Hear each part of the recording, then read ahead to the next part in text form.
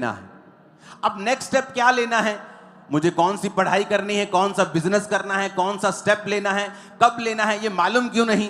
क्योंकि उनको ये नहीं पता कि परमेश्वर मुझसे चाहता क्या है। पता क्यों नहीं? क्योंकि परमेश्वर के साथ वैसा कनेक्शन नहीं है आपका। आप हैं उसके बेटे और बेटियां, आप स्वर्ग में भी चले जाएंगे, लेकिन धरती के ऊपर सक्सेसफुल होने के लिए आपको रोज परमेश्वर के साथ सहभागिता रखनी पड़ती है। आप जानते हैं, जब आप वर्शिप करते हैं, लोगों को लगता है, आप भी आज भी अगर चर्च में देखो, मैं सालों से कह रहा हूं, आज भी अगर आप चर्च में देखोगे तो 40% लोग वर्शिप के बाद आए होंगे चर्च में आज भी, क्योंकि लोगों को नहीं मालूम वर्शिप करने का महत्व क्या है। या वर्शिप, उन्हें लगता है चर्च में फिर पहले गीत चलेंगे, उसके बाद प्रचार होगा। हम प्रचार के समय जाते हैं, उन्हें लगता है बहुत कूल चीज है कि प्रचार के समय जाएंगे। वर्शिप करने में, जब आप वर्शिप करते हैं, वो स्तुतियों में विराजमान है। जब आप उसकी स्तुति करने लगते हैं, उसकी प्रेजेंस आप पे उतरती है और तब परमेश्वर का आत्मा आपसे बात करता है। पता है आपको, या आपकी वो ग्राउंड तैयार कर देता है। अगर उसने कुछ बीज डालना हो, किसान अगर बीज डालता है तो पहले जमीन को तैयार करता है, सीधा बीज नहीं जाके डालता, पानी नहीं लगाता, पहले वो जमीन तैयार करता है। कई बार जब आप स्तुति कर रहे होते हैं, आपकी जमीन तैयार होती है। कई बार आप स्तुति कर रहे होते हैं, अगर जमीन तैयार है तो परमेश्वर आपसे बात करता है। कई बार वर्शिप में मैंने देखा है प्रभु ने मुझसे बात की है। लेकिन लोगों को वर्शिप का मतलब नहीं पता। उन्हें लगता है कि चर्च में जाएंगे, इतना लंबा यार चर्च की मीटिंग है, हम ऐसा करेंगे, हम टेस्टिमनीज के बाद जाएंगे। कुछ लोग बोलते हैं टेस्टिमनी के टाइम जाएंगे, वर्शिप के बाद जाएंगे। और चर्च के 40% लोग वर्शिप के बाद एंटर करते हैं चर्च में आज भी। चाहे गिनती बड़ी हो गई है, अब हजारों एंटर कर जाते हैं, वो बात अलग है, लेकिन अभी भी वो सिस्टम बना हुआ है सालों से कि वर्शिप करने का जो इंपॉर्टेंस है लोगों को पता नहीं।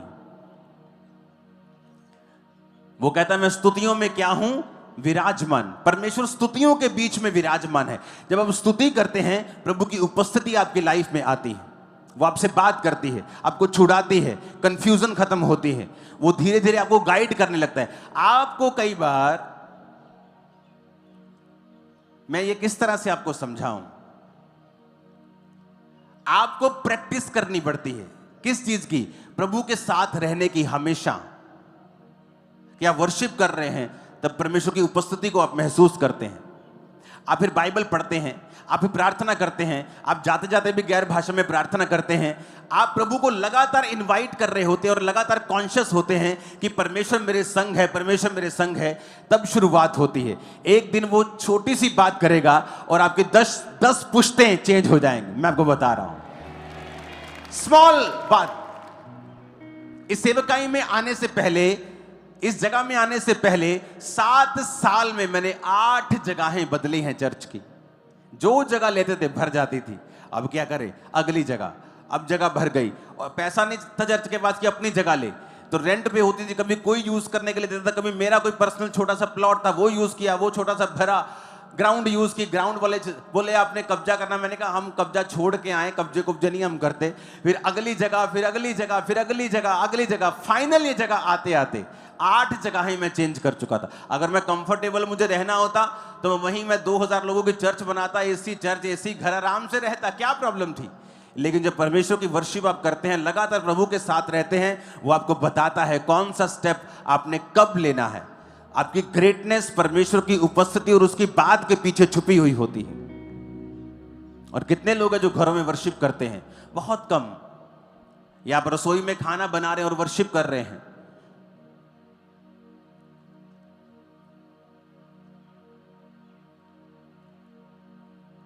जब बाइबल के सामने हम जाते हैं, ऐसा लगता है कि पूरा फेस कालक से भरा हुआ है, क्योंकि वचन कहता है कि जो परमेश्वर का वचन है ना, वो मिरर है, वो आईना है। वो आईना दिखाता है कि तुम कहां स्टैंड करते हो। हालेलुया। कई बार मैं अपने प्रेयर रूम में जाता हूं और जो मैं वर्शिप करने लगता हूं, मैं लगातार वर्शिप करता हूं 2 घंटे। गीत चल रहा है, मैं वर्शिप कर रहा हूं, बीच में प्रेयर कर रहा हूं, वर्शिप कर रहा हूं। वर्शिप इंपॉर्टेंट है। जब आप प्रभु की आराधना करते हैं, वो स्तुतियों के बीच में विराजमान है, बाइबल कहती है। इन छुटकारों के हफ्तों में जो आज से शुरू होगा, आपको ये बातें आज से लिख कर रखनी है। वर्शिप करने की आदत डालनी है, बाइबल पढ़ने की आदत डालनी है, विरोध में हटना नहीं है, क्योंकि छुटकारा नजदीक है। शैतान चाहता है आपका छुटकारा ना हो, लेकिन आपका छुटकारा होगा यीशु मसीह के नाम में।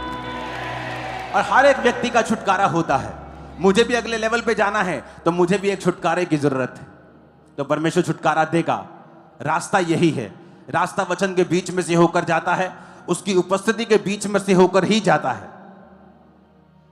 आज से ये कलीसिया एक और प्रार्थना करेगी सभी स्टेट्स के लिए, इंडिया की सारी स्टेट्स के लिए, जहां जहां परसिक्यूशन हो रही है, क्रिश्चियन लोगों की बहुत सताव हो रहा है। आप उन स्टेट्स के लिए, वो स्टेट्स के सारे सरकारों के लिए आप लोग प्रार्थना करेंगे, और इसे भूलना नहीं है।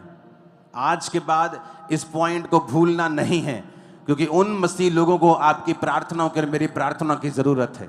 हम ऐसा नहीं सोच सकते यहां सब कुछ ठीक है तो वहां सब कुछ ठीक नहीं, तो हम ठीक है तो सब ठीक है। लेकिन हमें दुखों में शामिल होना है, हमें प्रार्थनाओं में शामिल होना है, जो कर सकते हैं उन्हें करना है। आमीन। जब भी आप प्रार्थनाओं में बैठे, खास तौर पे अपने सेवकों के लिए, चर्च के लिए, ये चर्च के लिए, बाकी स्टेट्स के लिए, उनकी चर्चेस के लिए आपको प्रार्थनाएं करनी है। और मेरा विश्वास है परमेश्वर बदलाव लाएगा। आमीन। अपने हाथों को उठाओ, एक वायदा करो, आज से मैं वर्शिप करूंगा और आज से मैं वचन को पढ़ूंगा, आज से मैं प्रभु के साथ अपनी सहभागिता को रखूंगा। उठ जाओ सब जन, अपने हाथों को उठाओ और कहो खुदा से कि वो आपको माफ करे, वर्शिप का आत्मा आपको दे, वचन पढ़ने की स्पिरिट आपको दे, परमेश्वर के साथ सहभागिता करने वाला मन दे। उठाओ अपने हाथों को।